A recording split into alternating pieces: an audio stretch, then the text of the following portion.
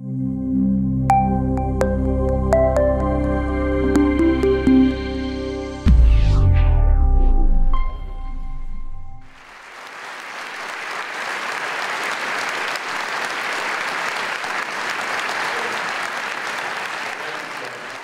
1993. I'm 22 years old, and I'm homeless, though not everyone agrees with that. The guys that I know who live on the street tell me that because I'm living in my car, then I have a roof. And if you have a roof, you have a house, and if you have a house, then you're not homeless. They've been on the street a lot longer than I have, so I take their word for it. But the car is important, because I've also been arrested, and I'm awaiting trial for a crime I didn't commit, grand larceny. And at my arraignment, I tell the judge that I don't have a job because I was arrested, and I don't have family, and I don't have any savings, and I'm about to lose my apartment. But he tells me that I can't get a court-appointed attorney because my car is better than his car, his words. And so I end up on the streets. And I end up there for about 6 weeks before Mary and Jerry, a pair of born-again Christians who I used to work with, take me in. They put me in a room off their kitchen, and I share it with a guy named Rick, who speaks in tongues in his sleep, and their indoor pet goat. They have a goat, and it lives indoors. It chews on my hair at night. It sticks its tongue in my ear in the mornings. It makes my life hell. But now I have an address, and I have a phone number, so I go and get a job. I get 2 of them, actually. I go to work for a bank as a teller, because employers don't have to ask you if you've been arrested. They can only ask if you've been convicted, and I haven't been convicted yet, so I keep that a secret. And then I go to work for McDonald's in the evening. I manage a McDonald's in Brockton, Massachusetts. I work 90 hours a week for 2 years to pay off a $25,000 legal bill that's mounting. I never see the goat. And over the course of that time, I become so angry. I'm angry at my parents, who have let me down and not sent me off to college, have never even mentioned the word college to me. I'm angry at my teachers and my guidance counselors who didn't help me, even though I graduated in the top 10% of my class. I'm angry at the police for not believing me. And I'm angry at myself because I do not want to be a teller, and I do not want to be a McDonald's manager. Since I was a little boy, I wanted to be a writer, and I wanted to be a teacher. And now my friends who are 22 are graduating from college, and they're making their dreams come true. And I know now that my dreams are never going to come true. And then something truly terrible happens to me.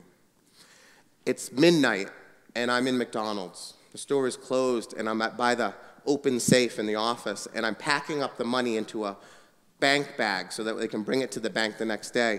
It's $7,000 that I'm stuffing into that bag when I hear the windows break. And I know who's coming, because the police visited me a week before and told me that these are the guys who robbed the McDonald's on the other side of town a month before.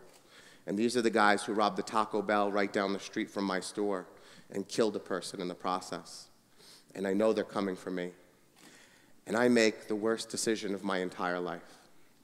I take that bag of money, and I reach into the back of the safe, and I drop it down the chute that send it to a compartment in the safe that I can't open because I don't have the key. And then the men come into the office, and they lie us down on red tile floors. And they begin to empty the safe, and right away they realize that there's not enough money in this safe. And so they pick me up by the collar, and they tell me to open that bottom compartment. And I tell them I don't have a key. I point to the placard that says manager can't open, and they don't believe me. So they take the butt ends of guns, and they begin beating me. And then one of them picks me up, and they put a gun to my head, and they tell me they're going to count to 3. And on 3, they're going to shoot me if I don't open the box. And I beg with them, and I plead with them to believe me as they count 1, 2, 3. And then there's the click of the gun, and it is the loudest click in the history of the world. And they laugh, and they throw me to the ground, and I start to crawl away because it's all I can do, and they start to kick me and beat me, and they pick me up again. They hit me, they throw me to the ground, and then I feel a gun press into the back of my head, and it pushes my face down into a greasy tile floor. and they tell me that this gun has a bullet in it. And they're going to count to 3 again. And this time, they are going to shoot me, and I am going to die for McDonald's money, so open the goddamn safe. And as they start to count, I feel the fear and the anger inside me roll right over to regret and to sadness. Because I'm 22 years old, and I'm lying on a greasy McDonald's floor. And I know that I am about to die, and I have done nothing with my life. That I'm going to die here in this McDonald's, and I will be forgotten forever. And when the gun clicks again, they laugh, and I weep. I can't breathe. And they beat me, and they're gone. And for the next 2 decades, I suffer from post-traumatic stress disorder until my wife tells me I don't need to wake up at night screaming, that it's not a thing, and she sends me for help. And 6 months after the robbery, I'm found not guilty in a court of law. 6 months after that, I pay off that $25,000 legal fee. And 6 months after that, I move out of Mary and Jerry's house. I say goodbye to the goat. 6 months after that, I start my first college class at a community college. Unbelievably, the name of that course is On Death and Dying. 5 years later, I graduate from Trinity College in Hartford, Connecticut with a degree in creative writing, and at the same time, I graduate from St. Joseph's University in West Hartford, Connecticut with a degree in elementary education. In 1999, I become an elementary school teacher, and I have been one ever since. And in 2009, I published my first novel, Something Missing, with Doubleday. I've published 3 more since, and my third one, Memoirs of an Imaginary Friend, becomes an international bestseller. Despite all of that success, there is an enormous part of me, maybe all of me, that is still lying on that greasy tile floor. I have yet to pick myself up off of it. It is no exaggeration to say that every morning when I wake up, I feel mortal dread that if this is the last day of my life, I may feel the same regret and the same sadness that I felt in the back of that McDonald's so long ago. And it is that fear of regret, of not accomplishing anything, of not making something of my life that has driven me to the success that I have today. But that is a terrible way to learn that lesson. What I have done is I have taken all of that fear and regret, and I have created a simple strategy that changed my life. And I'm going to offer it to you today. When I tell other people about this strategy, they like to tell me that it's an example of mindfulness or mindset, or it's a Zen way of thinking. And I don't want you to think of it as any of those things. I don't like big, amorphous philosophies. I don't like things that I can't hold on to, and I don't like simplicity. I don't like the lack of simplicity. So what I'm going to suggest to you is something that you can do the moment you leave this room, and I promise you, you will change your life if you do it. It's this. When I have to make a decision, whether it is monumental or minuscule, I no longer rely on the 44-year-old man standing before you today. I am an unreliable decision maker, and I believe we all are in the moment. Instead, what I do when I need to make a decision is I look to the future. I look to the 100-year-old version of myself, the one at the end of his life, the one who understands what it is like to be on the doorstep of death like I was that day in Brockton. And I ask that 100-year-old version of myself to make the decision for me. I rely on the perspective of that person rather than the perspective of the person standing here. And so when my son, Charlie, who's 3, comes and tugs on my shirt and asks me to play Monster Freeze Tag, and I am at my desk and I am trying to finish a novel, and I have an email from my editor saying, "Where the hell is your novel?" And I have a mortgage bill on the other side of my computer that is not yet paid. And I have a mountain of work in front of me. And the 44-year-old version of me says, "Do this or you will lose your house, and you won't pay your bills, and your editor's going to be mad at you." I look ahead to the 100-year-old version of myself, and he says, "Bills always get paid somehow. You will always be able to find time. But that little boy who wants to play Monster Freeze Tag, he's going to stop asking before you know it. And you're going to hate yourself someday for not saying yes to him.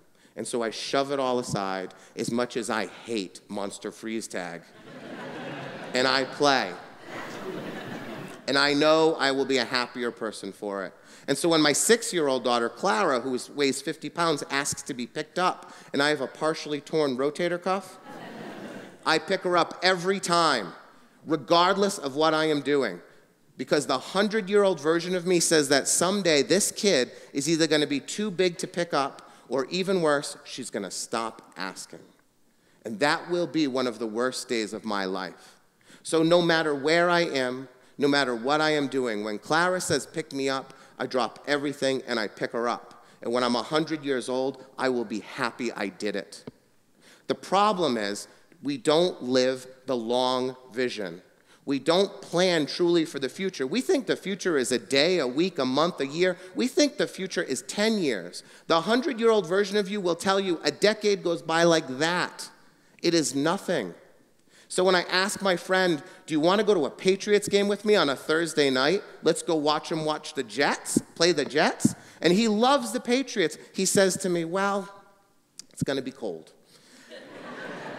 And he says, well, it's 2 hours to Gillette, and the game's going to end at midnight, which means we're going to get home at 2, and I'm going to be in bed at 3, and that's going to make the next workday hell, so no thank you. He actually thinks that the next workday is going to be relevant to the rest of his life.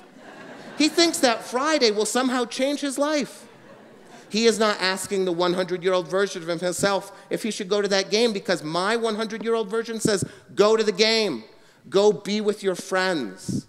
Go to a tailgate and eat massive amounts of meat.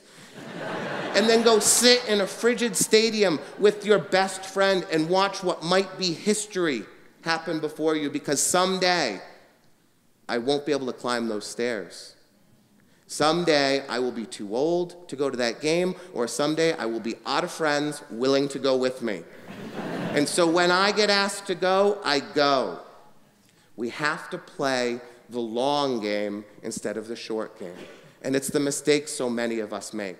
So when my friend Benji 20 years ago calls me and says, do you want to start a wedding DJ company? I don't even know what a wedding DJ is. But I say yes, because the 100-year-old version of me says, no one's going to ever ask you this question again. And when my friend 10 years ago, Andy, says, do you want to write a rock opera with me, even though I hate rock opera, I hate theater, I say yes. Why? Because the 100-year-old version of me says, no one's asking me this anymore, so do it when you can. And when my wife comes to me and says, I want to have another kid, and I think it's too expensive, and I am too busy, and I have too much on my plate, the 100-year-old version of me says, no one has ever regretted having a child. And so, for the last 20 years, I have been a wedding DJ. And the memories I have from that time with my best friend, I have to push them aside, they're so thick. And my friend Andy and I write a rock opera that gets produced in theaters, and we've written 2 more musicals since then, and it turns out I kind of like it. And my wife and I have our second child. He's a little boy who loves Monster Freeze Tag. And I cannot imagine a world without Charlie. That 100-year-old version of me makes the right decision every time. I don't think I'm ever going to pick myself up off that greasy tile floor. I am on it every day, and I think about it more often than you would ever believe me. And maybe that's not a bad thing, because it's brought me here today with all the blessings of my life that I have. You don't need to lie on a greasy tile floor with a gun in the back of your head, though. All you have to do is to stop living for tomorrow or next week or next month or next year, because a lifetime absent of regret is a lifetime of happiness and success, I promise you. There is not a person in the world who on their deathbed lies down and says, God, I wish I had watched a little more TV. But that is what we do if we are given a decision in the moment. So make every decision that you make count by looking ahead at the 100-year-old version of yourself. Stop making decisions yourself and ask your future self what he or she wants from you. And I promise you, you will be a happier person, you will be a more successful person, and you will be the kind of person you have always wanted to be. Thank you.